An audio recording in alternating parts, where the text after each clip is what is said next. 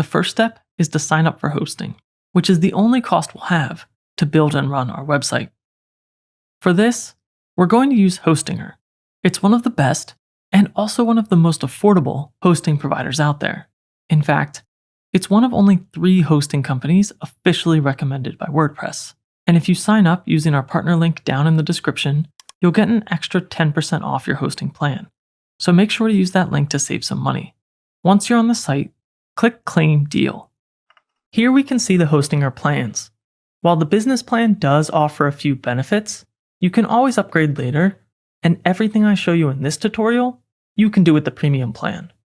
So I'll click Choose Plan. On this screen, you can select your hosting period. Choosing 48 months saves you the most money by locking in this rate, but 12 months is still a great deal to get started. You still get a free domain, and I'll click Continue. Next, register with Hostinger by creating a username and a password. Once you've registered, enter your billing address, followed by your payment information. Then click Submit Payment. Once you've paid, you'll land on the Hostinger onboarding. To save some time and skip the onboarding sequence for now, let's click on the Hostinger logo here up at the top and go straight to the Hostinger dashboard. Confirm by clicking Leave, and now we're on the Hostinger dashboard. In our to-do items, you can see that we need to verify our email.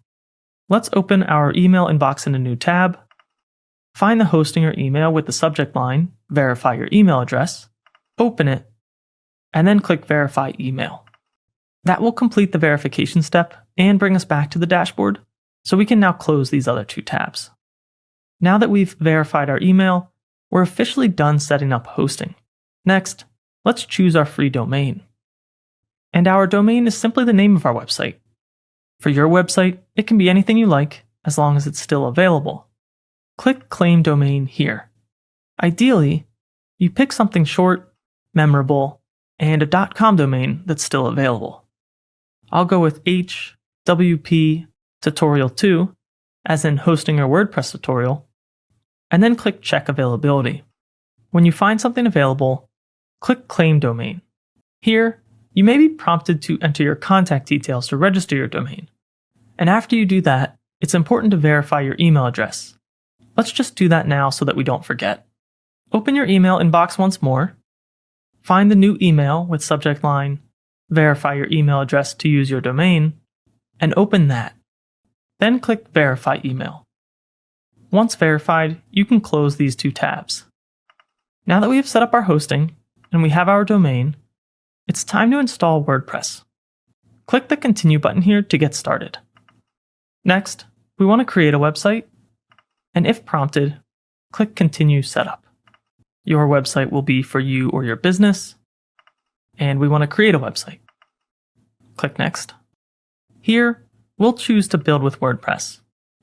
And then on the next screen, you'll create login details for your WordPress account.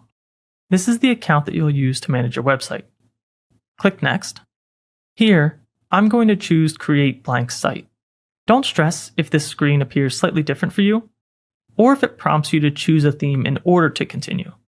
So for now, choose the default theme if you don't see a blank site button.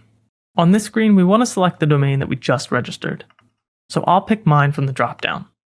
And then you want to select the closest data center to your audience. The default is usually fine here, so I'll leave mine as is. Once that's selected, I'll click Install WordPress. And this will usually only take a few minutes. Great. Now we've arrived at the WordPress admin dashboard.